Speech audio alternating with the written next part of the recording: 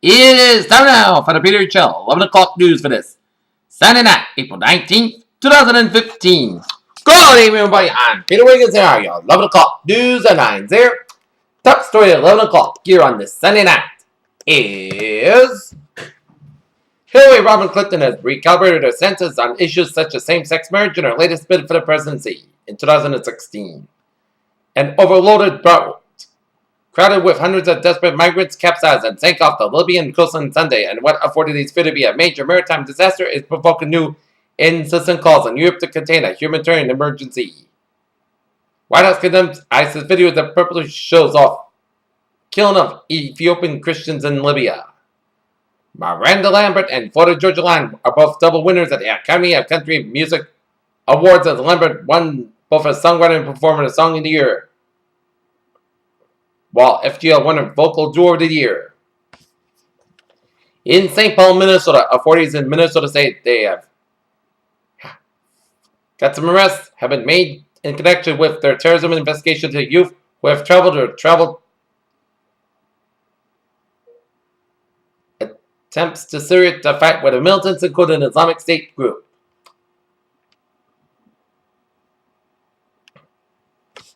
In Dubai, Iran's supreme leader said it a myth that his country is trying to develop nuclear weapons, and he accused the U.S. Helsinki, the Center Party and the Green Party emerged as winners of Finnish parliamentary election, and the votes were being counted in Finland late on Sunday. A shallow 6.6 magnitude earthquake fell off Taiwan's eastern coast on Monday morning. The U.S. Geological Survey said no immediate damage or injuries were reported. Taiwan's Chinese news agency said the train to Turkey has left the station in the Armenian border town of Gyumri for 22 years, and many have feared it never will. China's President Xi Jinping is due in Pakistan, where he is expected to announce $46 billion of investment. The focus of spending is on building a China-Pakistan economic corridor running from Gwadar in Pakistan, Balochistan province.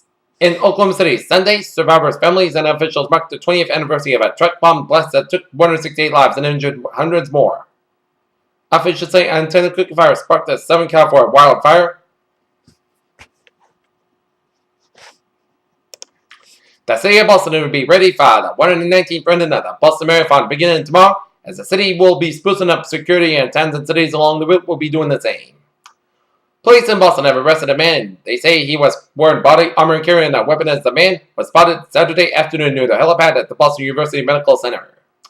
An investigation is underway in the deadly American train accident Sunday night in South Kingstown, Rhode Island, as the passenger train from Boston hit the vehicle on the tracks, killing the driver of the vehicle. Dr. Tommy Chang, the interim superintendent of schools in Boston, has named 35 people to the transition team as he starts the job in 2 months. China's interest rate swaps declined to the lowest level since 2012 after the monetary authority cut the amount of cash banks must set aside as reserves in an effort to boost their economic growth. Comcast Corporation and Time Warner Cable Incorporated will meet with the U.S. Department of Justice this week and discuss their planned merger, and Comcast could only walk away with the deal as concessions needed to win approval that are too strict.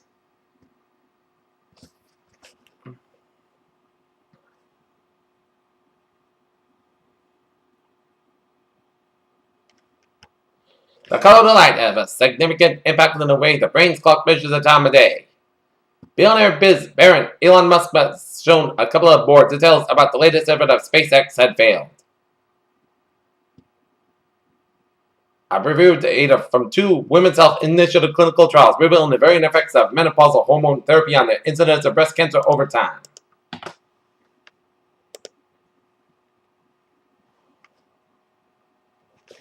Okay, let's take a look at our traffic situation here on this late Sunday night.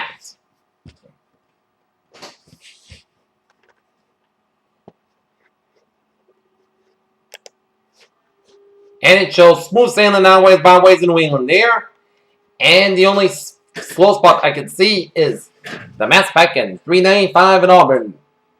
Is a little slow on the opposites of both sides, from the Mass Pike to 395, so expect a few delays. But otherwise, a smooth sailing commute on this late Sunday night, and tomorrow is the Boston Marathon. So if you're in area from Hopkins down for the Boston Marathon route, expect delays and closures here.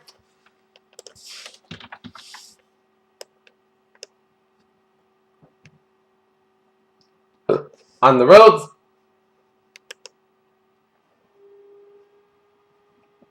And the still on SL5 will be detoured from approximately 5 a.m. to 12 p.m. tomorrow due to the Boston Marathon on the MBTA Silver Line. And all permanent Stoughton Line trains delayed approximately 15 to 35 minutes due to an Amtrak single problem near Attleboro. And the ferries are looking good. Hater Channel News time, 11:05. 10 after weather report. Our current conditions here in North Massachusetts at 11:05 p.m. 41 degrees at temperature with first skies. Humidity 79%. Wind speed east about 3 miles per hour. Barometer 3.24 inches. Super about 35 degrees and visibly at 10 miles an hour here. Okay, let's take a look at our current conditions around the region here. It is 44 degrees at temperature right now. In Boston, it's 45. In Bedford, 42. In Beverly, it's 50 in Pittsburgh, 47 in Worcester, 43 in Taunton, 43 in Smithfield, 45 in Plymouth, 41 in Falmouth, 40 in Chatham, 41 in Martha's 43 in Nantucket, it's 44 in 44 in Westerly, 43 in Block-On, it's 40 in New York City, 47 in Islip, 44 in Montauk, 46 in Bridgeport, 47 in Danbury, it's 43 in Waterbury, it's 47 in Meriden, it's 40 in Winslow, it's 51 in Springfield, 52 in Fall, it's 52 in Pittsfield, 54 in Northampton, it's 55 in Albany, 51 in Silver Springs, that's 51 in Bennington, Vermont, 42 in Lebanon, New Hampshire, 52 in Keene, New Hampshire, 45 in Jaffa, New Hampshire, 46 in Nashville, New Hampshire, 42 in Portsmouth, New Hampshire, and Port Maine, it's 44 in Concord, New Hampshire, and 45 degrees out in Laconia, New Hampshire here. Okay, take a look at our surface map, and it shows a warm front on Ontario emerging with a cold front from West Central Ontario down for 7 minutes, a little bit of down for Central Saskatchewan with a warm station event right there around Saskatchewan here. I have a warm front from South Central Utah down for northeastern Arizona, merged over the cold front from eastern Arizona, stretching the name for southwestern New Mexico, then for Texas, merging with a station front from northwestern Louisiana, merging with a cold front from northwestern Mississippi, stretching in western Tennessee, then for central Kentucky and Indiana. And a warm front from west central Ohio, down for the Western Virginias and down for the Carolinas here, merging with a cold front from central South Carolina out to sea. And we got a front of mine from northwestern Ohio, stretching all the way out to Southern Ontario and down for New York State. And a front of mine from the Virginias out to sea. A front of mine from eastern New Brunswick and crossing into east central Quebec here. And another front of mine from Alabama down for the Gulf States and the Gulf Coast. And a front of mine from central Georgia and then for western Florida and off the Florida Gulf Coast. And another front of mine from southeastern California, then for the Baja California, and 3 more front of boundaries. 1 more front of mine from Oregon, then for north central California, another front of mine from southwestern British Columbia, then for the Pacific Northwest and north central Nevada, and a front of mine from western Alberta, then for western Montana, and a front of mine from central South Dakota, then for the Minnesota here. And we got high pressure in eastern Quebec and off the western tip of Nova Scotia here, and high pressure in southeastern Nevada, and east central portion of Wyoming and down for western Texas here, and southwestern Saskatchewan here. And we got low pressure in southeastern Indiana, northeastern Minnesota, and northern Baja California, Mexico, and off the San Francisco Bay region here. 50 degrees out in Detroit, 54 in Pittsburgh, 57 in Washington, D.C., 68 in Atlanta, Georgia, 82 in Miami, Florida, 78 in Brownsville, Texas, 71 in Dallas, Texas, 51 in Kansas City, and Omaha, Nebraska. It's 52 in Chicago, 49 in Minneapolis, St. Paul, 49 in Great Falls, Montana, 69 in Seattle, 60 in San Francisco, it's 61 in Los Angeles, it's 86 in Las Vegas, 84 in Phoenix, 63 in Albuquerque, New Mexico, 44 in Denver, Colorado, and 64 in Salt Lake City, Utah here. Okay, let's take a look at our radar situation around the country, and it shows clear on the radar map so far, but expected to change in the next 12 to 24 hours. As this is our rainmaker here, which is a lot of rain from the northeastern South Carolina, stretching up through the North Carolina, and then coming to much of the Delmarva Peninsula, and coming to all of Pennsylvania except for northeastern Pennsylvania. But they'll get into rain in about an hour or two as the rain stretches from south central New Jersey, and rain stretches in from western New York, southern Ontario, and a heavy abundant rain in north central Michigan here, and stretching all the way down for India and down. And some patches of rain around central and southwestern Ohio, down for eastern Kentucky and the northeastern Tennessee, and a lot of clouds covering from east central and northeastern portions of Iowa West, stretching in the eastern Minnesota and then down through west central Ontario, and some snow and sleeted rain showers in western and eastern central portions of Ontario down for west central portions of Quebec here. And another line of spotty showers and storms off the Florida east coast, and a line of spotty rain showers in north central Florida and off the Florida Gulf Coast. And a line of showers and storms from southeastern Missouri, stretching in and out for western Tennessee, down for western Mississippi, then out for west central and southwestern portions of Louisiana, stretching out for southeastern Texas around the Houston area. And in the Houston area, and it shows some spotty light rain showers around the Houston metropolitan area, but Galveston, it's seeing some heavy bands of showers and storms around the Galveston area, and another line of heavy showers and storms southwest of Houston area air. And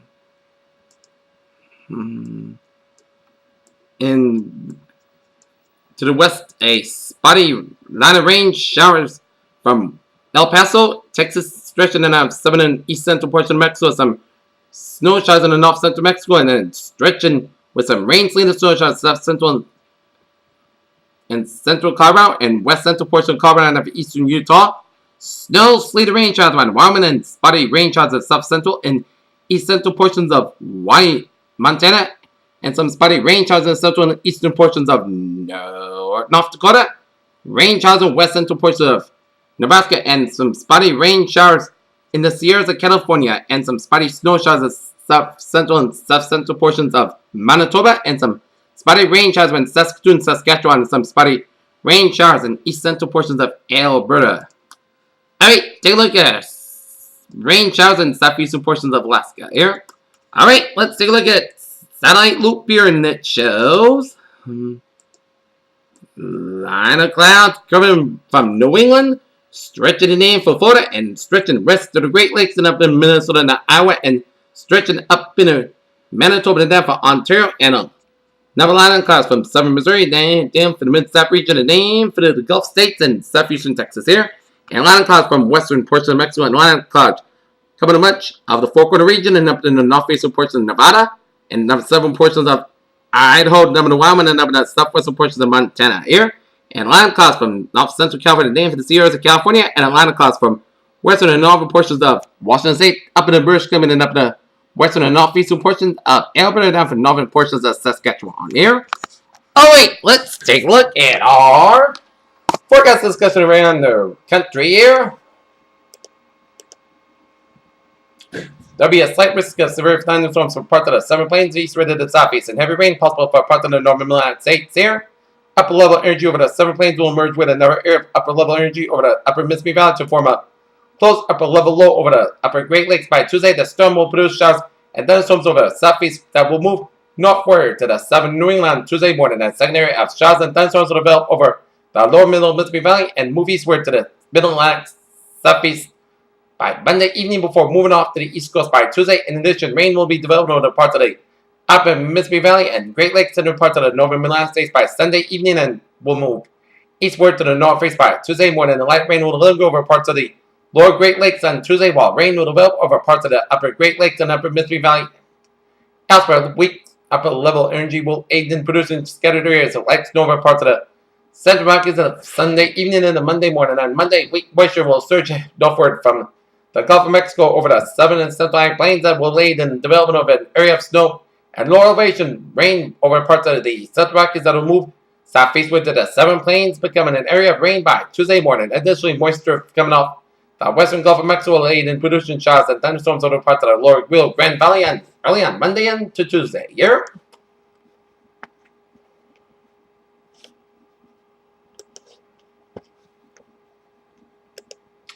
Alright, let's take a look at forecast discussion around the region here. A windswept soaking rain expected Monday and Monday night with even a few thunderstorms possible at night. Scattered showers and mild temperatures Tuesday morning give way to a drying trend during the afternoon and much colder weather. Overspread the air mid to late next week, along with a risk of scattered showers, especially during the afternoon and evening.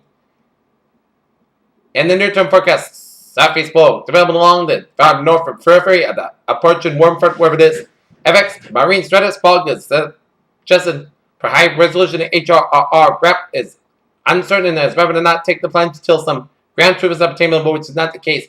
For satellite, the result of high cloud obscuring low cloud, a lot of dry air still in place. Per ZRZ, send it out of the Chatham. If the Chatham AWS drops in both seal and visibility, then we'll go ahead and put east, southeast, and northeast into the soup. Whereas a chilly night with lows down in around the upper 30s with rainfall, holding off till early morning across southwest Connecticut per latest HRR dry air. Per lingering high pressure is likely going to aid in the limited onset to some degree. Increasing clouds throughout the night, lowering and thickening as top down moisturing proceeds. Otherwise, watching tides high astro tides expected around 12:40 a.m. for Boston at 12.1 feet. Morrissey Boulevard usually experience minor coastal flooding at 12.5. Southeast winds are light, waves are 1 foot or less, and perhaps some splashover issues even down south in the Citron and Duxbury. Otherwise, little impact there. Okay, look at the weather notes there. Today's high in Boston was 50 degrees, and today's low 44 degrees, and that's 7 degrees below the normal high of 57, and the low was 2 degrees above the normal low of 42 degrees. And today's high made it to the 40s and 50s around the region, while some spots west of Boston, when Worcester County reached the low 60s, and Worcester, Massachusetts reached 61 degrees. Expect spotty showers tomorrow morning, then steady rain in the afternoon time. Rain area times mid to late afternoon expected.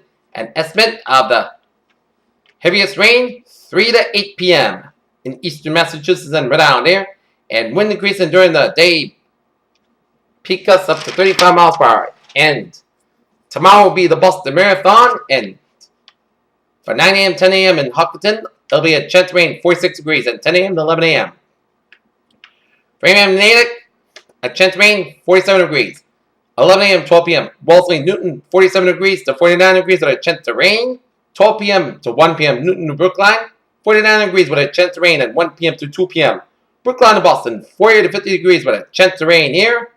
And winds will be to the east-south, he says. The runners will have to contend with an east wind and damp and raw conditions, but expect the heavy rain to be mid to late afternoon. So if those runners are finishing the race sometime in the mid late afternoon, as they have to contend with heavy rain, and those spectators who are watching the marathon along the route gotta bring some rain gear with you just in case it rains, as it's gonna be a damp and raw day-to-day tomorrow along the marathon route. And expect tomorrow's highs will be 46 to 54 degrees around the New England region, with a 61 degree reading for New York City. As rain will be overspread in the region from west to east by early afternoon here. Unseasonably chilly with temperature ranging between 45 and 50 degrees, and east winds increase to between 15 and 30 miles per hour on the coast, and wind chill dropping in the middle 30s to low 40s at times. Alrighty.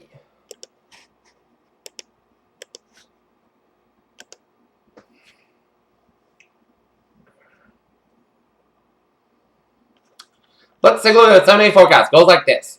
Overnight, mostly cloudy, low about 37 degrees, light southeast wind. On Monday, rain mainly afternoon, patchy fog after 3 p.m. High near 53 degrees, southeast wind about 6 to 11 miles of gust size, 31 miles per hour, chance of precipitation 9%. New precipitation amounts between a half and 3/4 inch possible. For Monday night, showers and thunderstorms also possible after 11 p.m. Some storms produce heavy rain. Patchy fog between 7 and 9 p.m. Then patchy fog up to 2 a.m. Low around 53 degrees. Southeast wind about 7 to 11 miles per gust size, 24 miles per hour, chance of precipitation is 1%. New rainfall amounts between a 3/4 and 1 inch possible. For Tuesday, chance of showers and thunderstorms mainly between 9 a.m. and 2 p.m. Patchy fog before 8 a.m. otherwise. Mostly cloudy skies, about 9 or 6 degrees, and south wind about 7 miles per hour coming southwest in the afternoon. Chance of precipitation is 40%. New rainfall amounts of less than 7 inch possible. 7 miles possible in thunderstorms. For Tuesday night, a slight chance of showers before 9 p.m. Part cloudy skies, low about 42 degrees. Southwest wind about 3 to 5 miles per hour. Chance of precipitation is 20%. For Wednesday, chance of showers mainly after 3 p.m. Mostly cloudy skies, about 63, low about 42 degrees. Chance of precipitation is 30%. On Wednesday, with up to 50% by Wednesday night. Here, For Thursday, Park Sunday podcast got about 56, low about 36 degrees. For Friday, most Sunday podcast got about 53, low about 36 degrees. For Saturday, most Sunday podcast got about 54, low about 37 degrees. And for Sunday, Park Sunday got about 55 degrees. Here's weather phrase of the day. A wet Monday on tap. Peter Chill News Time's now 11:20, and it is time now for Sunday Night Sports Roundup here.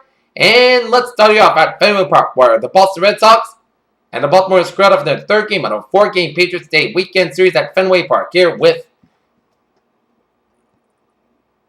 tomorrow's finale with a traditional 11:05 a.m. start coincided with the Boston Marathon here.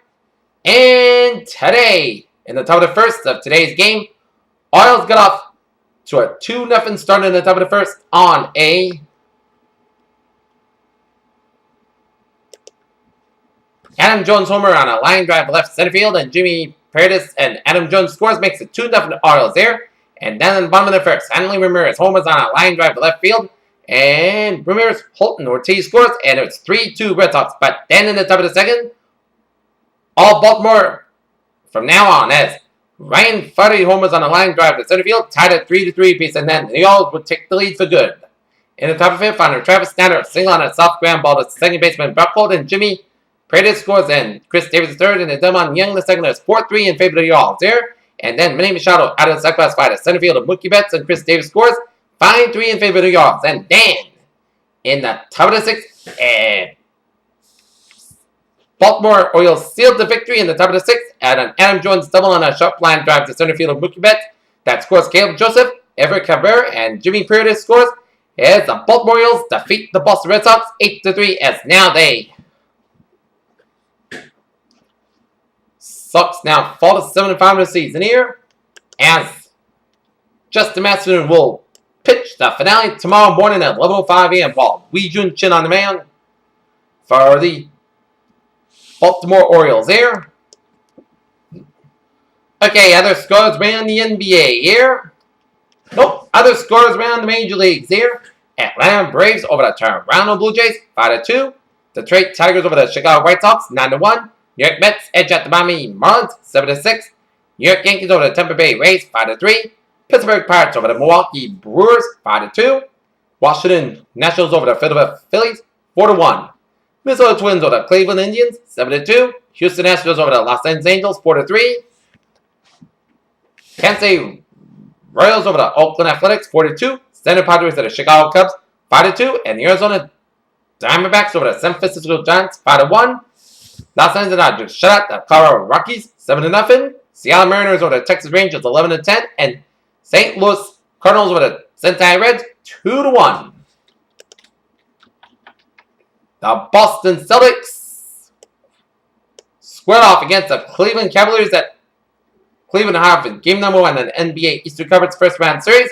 And the Celtics played the Cavaliers tough in the first quarter as they went into the first quarter break leading 31-27. But the Cavs took over from here as they defeat the Boston Celtics 113-1, as the Cavs take a 1-9 lead in this best of 7 Eastern Conference first round series, as Isaiah Thomas got 22 points in the loss for the Celtics, while Kyrie Irving got 30 points and LeBron James 20 points for the Cavs. As the Celtics Cavs square off in game number 2 Tuesday night at 7 o'clock in Cleveland, Ohio. Here, okay. Other scores around the NBA playoffs: Atlanta Hawks have a 1-game lead in their series as they defeat the Brooklyn Nets 99-92 behind Kyle Korver's 21 points. Memphis Grizzlies have a 1-game lead in their series. They defeat the Portland Trail Blazers at 186. And Los Angeles Clippers lead the San Antonio Spurs 30-28 with 10:09 left in the second quarter here.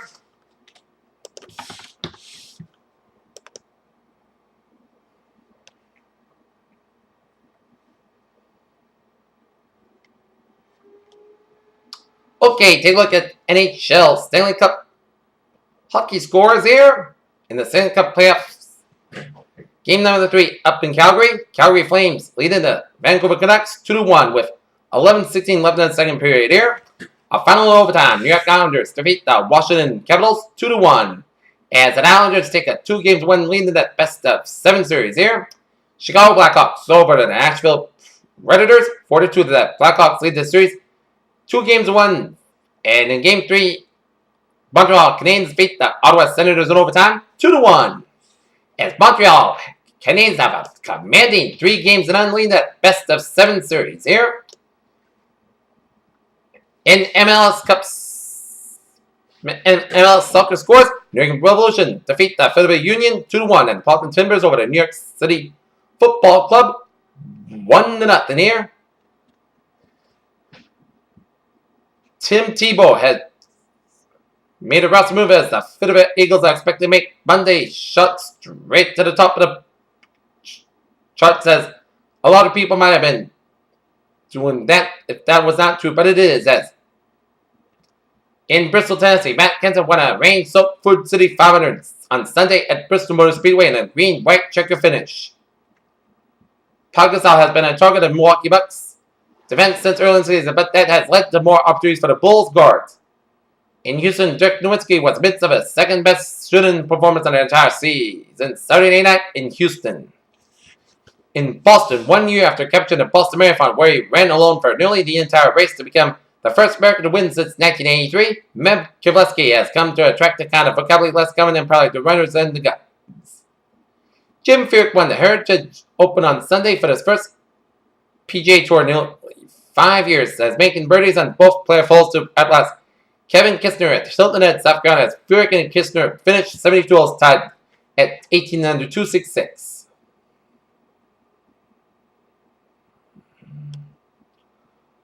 On Sunday, after Royals outfielder Lorenzo Cain was hit by a pitch by Scott Kazmir, Royals pitcher Kelvin Herrera threw at Larry, pointing his head as he walked out the field upon being ejected.